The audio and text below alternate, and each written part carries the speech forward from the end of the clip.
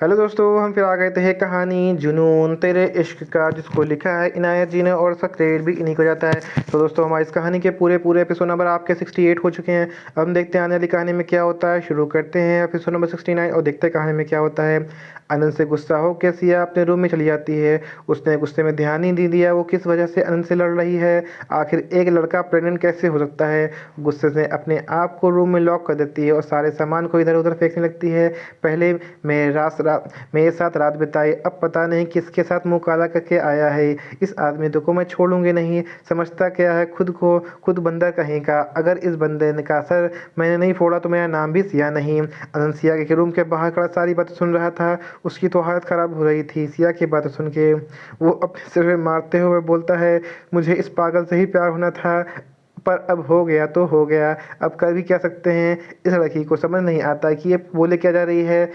पर बेटा अनंत, इसको मनाना तो पड़ेगा ही, क्योंकि तेरे बच्चे की माँ तो यही बनेगी। अनंत सरवन से उसे डुप्लीकेट भी की मंगवाता है। वो धीरे धीरे से अंदर जा रहा था। उसे डर था कि कहीं सिया सच में उसका सर ना फोड़ दे, लेकिन रूम के अंदर सिया थी ही नहीं। अनंत को आंखें खुली खुली रह जाती हैं। उसे बाथरूम से पानी गिरने की आवाज़ आ रही थी। वो बाथरूम का डोर नॉक करता है, लेकिन सिया का जवाब नहीं देती।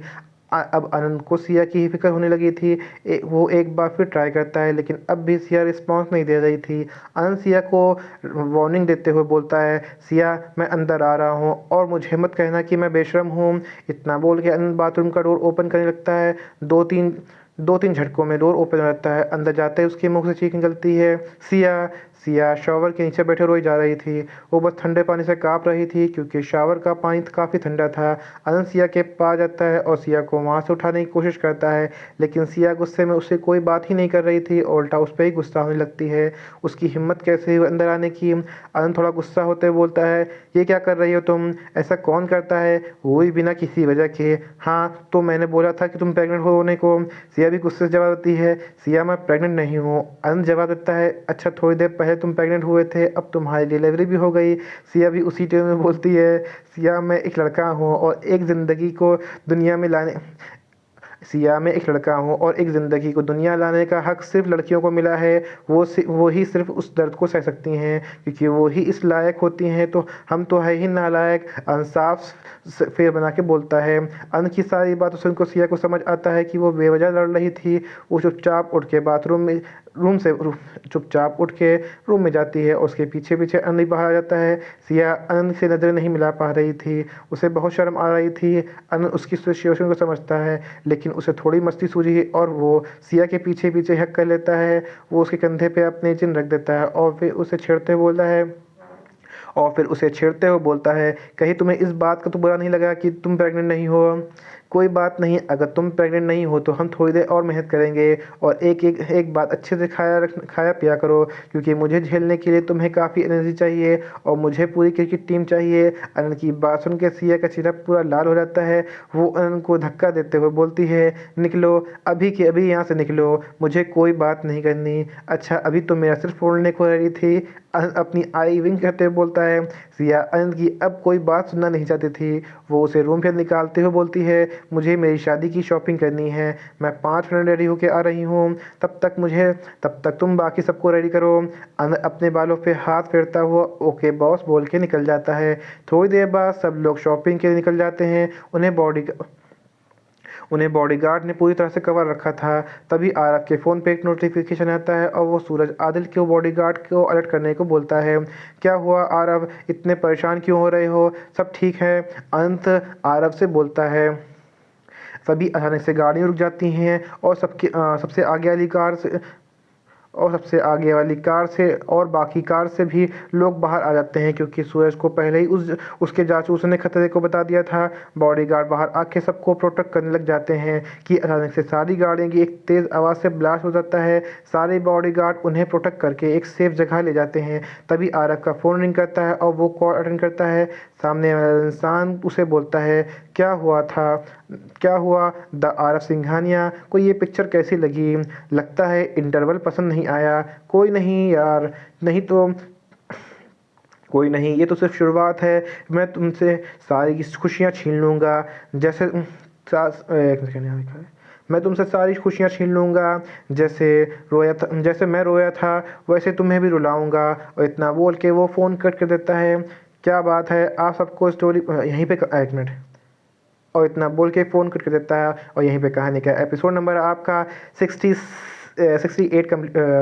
कंप्लीट होता है। सो दोस्तों, मुझे लगता है वक्त है तो मैं इसी में कहानी का एपिसोड नंबर 70 ऐड करता हूँ और देखता हूँ कहानी में क्या होता है। सूरज सबके लिए दूसरी गाड़ियाँ पहले मंगवा चुका था। वो उन सभी को कार्स में बैठा के निकल जाता है। लोग रास्ते में ही होते हैं कि एकदम से बहुत सारी गाड़ियाँ आके उनके घेर लेती हैं। उन कार से भी बहुत सारे गुंडे बाहर आते हैं और अचानक से फायरिंग करने लगते हैं, लेकिन उनकी कार बुलेट प्रूफ होने की वजह से सब लोग बच जाते हैं। बॉडीगार्ड उनकी गोलियों से बचते हुए बाहर निकलते हैं और उनमें बराबरी का मुकाबला होने लगता है। सारे बॉयज़ भी सभी लड़कियों को अंदर रहने का बोल के अपनी अपनी गन उठा लेते हैं और बाहर निकल के उन लोगों पे फायरिंग करना शुरू कर देते हैं। वो सब आपस में उलझे हुए थे कि तभी एक गुंडा सबकी नज़रों से बचते हुए आरव की तरफ फायर कर देता है, लेकिन सनम ये देख लेती है और जल्दी से जाके आरव को धक्का देती है। सनम को देख के आरव की चीख निकल जाती है, क्योंकि सनम को गोली लग चुकी थी। सनम को गोली मारने वाला इंसान पे आरव को इतना गुस्सा आता है कि उसके माथे के बीचों बीच गोली मार देता है। वो आदमी वहीं ढेर हो जाता है। आरव गुस्से से उबल रहा था। वो सनम को गोद में उठाता है और सूरज और आदिल को ऑर्डर देता है सिर्फ 5 मिनट और सनम को लेके हॉस्पिटल ले जाता है। वो उसके ऑर्डर को देख के उन लोगों को 5 मिनट में ढेर कर देते हैं। उसके बाद वो सब भी हॉस्पिटल के निकल जाते हैं। कुछ बॉडीगार्ड को भी गोली लगी थी, उनको भी हॉस्पिटल लाया जाता है। हॉस्पिटल में ऑपरेशन थिएटर में डॉक्टर सनम का इलाज कर रहे थे। वो उसकी गोली निकालने की कोशिश कर रहे थे। सनम को गोली उसके दिल के पास लगी थी, इसलिए डॉक्टर को बहुत दिक्कत हो रही थी।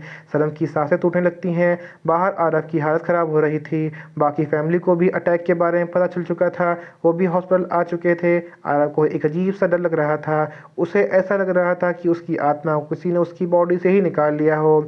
तभी ओटी से एक नर्स भागते हुए बाहर आती है और बोलती है, देखिए पेशेंट का ब्लड बहुत ज़्यादा निकल चुका है। हमारे पास जितना भी ब्लड था हमने उन्हें दे चुके हैं और हमें ब्लड की अरेंजमेंट करना है, लेकिन अभी तक हमें कहीं से कोई जवाब नहीं मिला है, इसलिए आप भी ब्लड अरेंज करने की कोशिश कीजिए। नर्स की बात सुन के आरव बोलता है, मेरा और उसका ब्लड ग्रुप सेम है, आपको जितना ब्लड चाहिए ले लीजिए। नर्स आरव को अंदर लेके चली जाती है और उसका ब्लड टेस्ट करके उसका ब्लड ले लेती है। आरव ब्लड डोनेट करके बाहर आता है, तब तक आदिल, अमन और अनंत भी आ चुके थे। आरव का सब्र टूटा जा रहा था।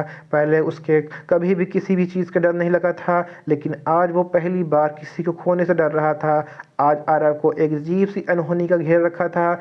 वो बार बार ओटी की रेड लाइट को देख रहा था कि कब वो लाइट ऑफ हो, वो अपनी सनम को देख पाए। उसे बार बार ऐसा लग रहा था कि सनम उससे दूर जा रही है। वहीं सिया, प्रिया और आनंद को रो रो के बुरा हाल हो रहा था।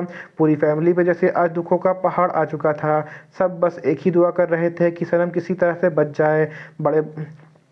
बड़े भगवान से दुआ कर रहे थे, वहीं छोटे भगवान को रिश्वत दे रहे थे, लेकिन होनी को कौन टाल सकता था। भगवान जी ने तो पहले ही सब कुछ डिसाइड कर रखा था कि कब क्या होना है।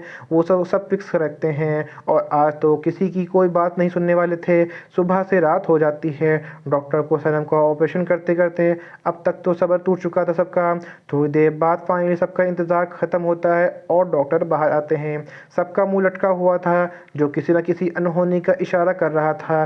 डॉक्टर के बाहर आते ही सब उन पर सवालों की बरसात लगा देते हैं। डॉक्टर आरव के पास जाके बोलते हैं, सॉरी मिस्टर सिंघानिया, गोली उनके दिल के पास लगी थी। हमने उन्हें बचाने की बहुत कोशिश की, लेकिन उन्हें नहीं बचा पाए क्योंकि उनके दिल के सारे साथ देना छोड़ दिया। We are really sorry. और आरव कंधे पे हाथ रख के चले जाते हैं। यहीं पे कहानी का एपिसोड नंबर आपका 70 कंप्लीट होता है। तो दोस्तों, आपको एपिसोड नंबर 70 कैसा लगा हमें कमेंट करके ज़रूर बताइए। कहानी कोई ऐसा अंश ऐसा भाग जो आपको समझ में ना आया हो, आपको अटपटा लगा हो, तो भी हमें कमेंट करके ज़रूर बताइए। कहानी अच्छी लगी तो उसको लाइक कीजिएगा, शेयर कीजिएगा, चैनल को सब्सक्राइब करिएगा ताकि आपको हमारे आने वाली अगली वीडियो अब तक आसानी से पहुँच सके। तो दोस्तों, हम फिर मिलेंगे एक नए वीडियो के साथ, एक नए एपिसोड के साथ। तब तक के लिए मुझे इजाज़त दीजिए। धन्यवाद दोस्तों।